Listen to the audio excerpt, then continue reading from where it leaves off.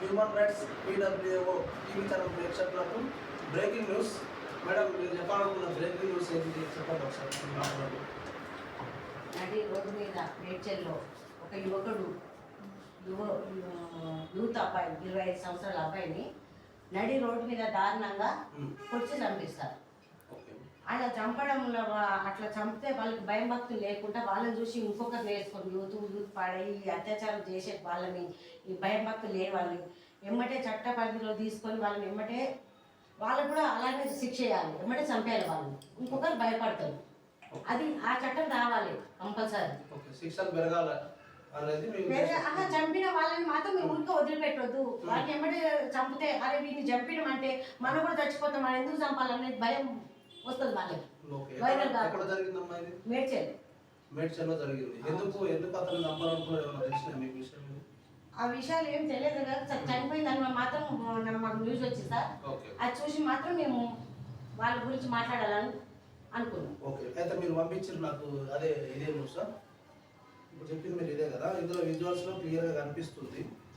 నడి రోడ్డు మీద కత్తులతో విచక్షణ రహితంగా నరికి చంపుతున్నటువంటి సందర్భము. అయితే ఇక్కడ మనం గమనించాల్సిన అంశం ఏంటంటే, ప్రజలారా, అలాగే ప్రభుత్వము, అలాగే పోలీస్ అధికారులు, అలాగే గూండాలు, మెయిన్ ఇలాంటి గుండాయిజాన్ని చేయించే వాళ్ళ వెనకాల ఉన్నటువంటి గూండాలు, రౌడీలు, వీళ్ళందరికీ తెలియపరిచేది ఏంటంటే, ఇక్కడ ప్రజల విషయానికి వస్తే మీరు ఇలాంటి వారి నుంచి మొదట అప్రమత్తంగా ఉండాలి. మన మనసుకు తెలుస్తుంటుంది మనకు ఎప్పుడు ఎక్కడ ఏం జరగబోతుంది, ఎవరు ఏం చేయబోతున్నారు, మనకు ఉన్నటువంటి సిచ్యువేషన్స్, మన ఫ్యామిలీ సమస్యలు కావచ్చు, అవి ఫిజికల్ బయట సమస్యలు కావచ్చు, ఏవైనా కావచ్చు, కానీ మనకు ముందే మనకు కొంతమేరకు అవగాహన ఉంటుంది మనకు ఎలాంటి ప్రమాదాలు ఉన్నాయనేది. ఆ అవగాహన మనకు ఉన్నప్పుడు మనము పోలీసు వారికి మన పట్ల ఈ విధంగా జరుగుతుందనే విషయాన్ని ముందుగానే తెలియపరిస్తే మీకు ఇలాంటి విషయాలు జరిగే సందర్భాలు తగ్గడానికి అవకాశం ఉంటుంది. పోలీసు వారు మీకు కొంచెం నిఘాలో ఉండుకుంటూ మిమ్మల్ని కాపాడే ప్రయత్నం చేస్తారు. అలాగే నేను ఒక మాటలో చెప్పాలంటే, ఈ విధంగా యూత్ని ఈ విధంగా హత్యలు చేసే విధంగా ప్రేరేపించే వ్యవస్థలు ఏవైతే ఉన్నాయో, ఆ వ్యవస్థలు ఎక్కడెక్కడ ఉన్నాయో చూసి ప్రభుత్వాలు వాటిని గుర్తించి వారందరినీ బంధించి కస్టడీలోకి తీసుకొని వాళ్ళకి తగిన శిక్షలు వేస్తే ఇలాంటి పరిస్థితులు అరికట్టవచ్చు. అలాగే ఇలా వీధిలో ఈరోజు 25 ఏళ్ళ యువకుని బహుశా వీడియో చూస్తే మనకు అర్థమవుతుంది, ఆ చంపిన వాళ్ళు కూడా కొంచెం వయసు చిన్నవారి లాగానే కనపడుతున్నారు, 25-30 లోపలే కనపడుతున్నారు. వీరికి చట్టం పట్ల పూర్తిగా సరైన అవగాహన లేకపోవడమే ముఖ్య కారణం ఈ విధంగా చేయడానికి.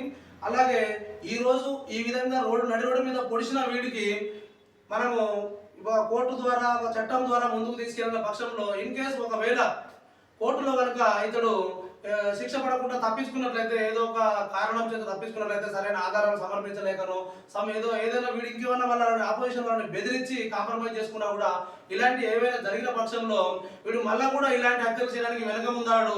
వీడే రేపు మన దావుద్ ఇబ్రాహిం దొంగతనం చేసుకుంటూ, ఒక కానిస్టేబుల్ కొడుకు దావుద్ ఇబ్రాహిం దొంగతనాలు చేసి తర్వాత ప్రపంచ వరల్డ్ డాన్ గా ఏ విధంగా ఎదిగిండో, ఇట్లాంటి వెధవనా కొడుకులకు అవకాశం ఇస్తే, అలాంటి వెధవనా కొడుకు దేశద్రోహులు ఎట్లయితే తయారైన దావుద్ ఇబ్రాహిం గాడు, వాళ్ళలాగానే కూడా వీళ్ళకు తయారయ్యే అవకాశం ఉంటుంది. కాబట్టి స్టార్టింగ్ దశలోనే ఇలాంటి వారికి తగిన శిక్షలు వేస్తూ దీన్ని అరికట్టే ప్రయత్నం చేస్తే బాగుంటుందని చెప్పి పోలీసు వారికి, అలాగే రాష్ట్రాల్లో ఉన్నటువంటి రాష్ట్ర ప్రభుత్వాలకు, కేంద్ర ప్రభుత్వానికి మేము human rights protection and welfare awareness organization తరఫున తెలియపరుస్తున్నాం. థ్యాంక్ యూ, ధన్యవాదాలు. ఈ విషయంలో ఇంకా ఎందుకు చంపారు ఏంది అనే పూర్తి వివరాలు రాలేదు.